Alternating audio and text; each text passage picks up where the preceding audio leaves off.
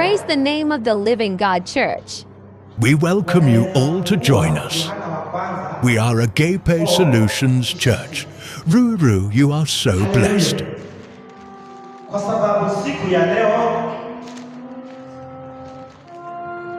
nimewaambia, si kila mtu ameona siku ya leo. Na akifungua Yohana 4:6 afungue Yesaya. Yesaya ni hivyo kwa Kiswahili mkole? Yesaya. Ni hivyo. Ni hivyo. Ama Isaiah. Isaiah 1:19. Ataanza Yohana wa kwanza 4:6. Kisha Isaiah 1:16. Yohana wa mbere 4:6. Mchebo hafatanya na Yesaya 1:19. Haleluya. Haleluya. Hii siku nani ameambia Mungu awakishe jua kati yenu? Haleluya. Nani ameambia Mungu asubuhi mapema kabla tuamke, Mungu tunataka jua liwe mingi ya mama liwake sana? Si ni kwa uwezo wa Mungu? Kwa sababu tunajua sisi tunatoka kwa Mungu. Mungu ana make sure watu wake wanatembea bila giza. Kuna time ya giza, hiyo ni usiku. Usiku iliwekwa ili tupumzike. Haikuwekwa tuzurure ama tuende kazi. Lakini Biblia hapa ukisoma inakuonyesha aliweka mchana, akaweka usiku ili watu wakifanya mchana wapumzike usiku.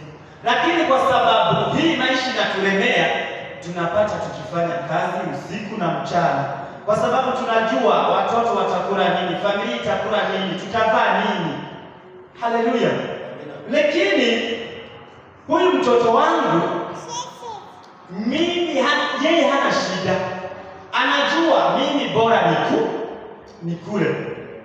Na haezi sikia aibu ya kulia akiniambia baba nataka chakula.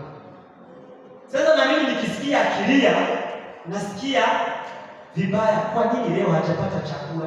Nikasema ni uvivu wangu. Huyu ni mtoto wangu na make sure amekula ama amepata uji, amepata kitu chochote cha kusababisha asisikie njaa. Hivyo ndivyo na Mungu anakuanga wakati tuko hapa. Pese tu Kiswahili. Sisi wote tunasikia Kiswahili. Unachumba neza. Naye kuruziza unachumba fresh. Nenda pachumba. Nini tu Kiswahili. Haleluya.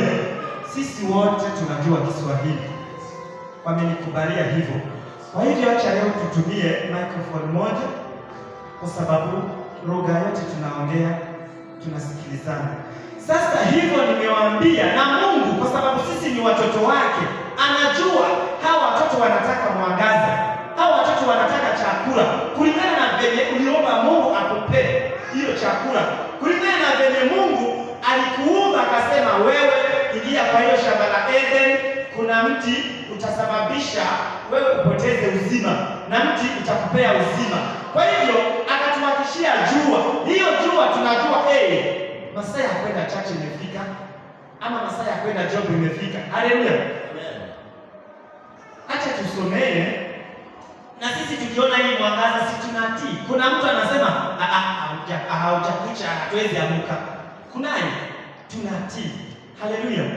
Tusomee Yohana wa kwanza verse 4, chapter 4 verse 6. Acha tusome ni 1 John 4 and verse 6. Sisi tunatokana na Mungu. Yeye amjuaye Mungu atusikia. Yeye asiyetokana na Mungu hatusikii. Katika hili tunamjua roho wa kweli na roho ya upotevu. Yapo. Ni hapo. Twende Isaiah 1:19.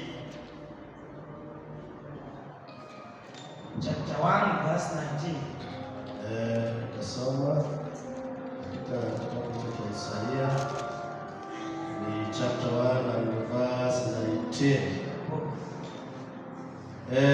Kama tukikubali na kutii mtakula mema ya nchi. Endelea 20. Bali kama mkikataa na kuasi, mtaangamizwa kwa upanga, maana kinywa cha Bwana kimenena haya. Haleluya.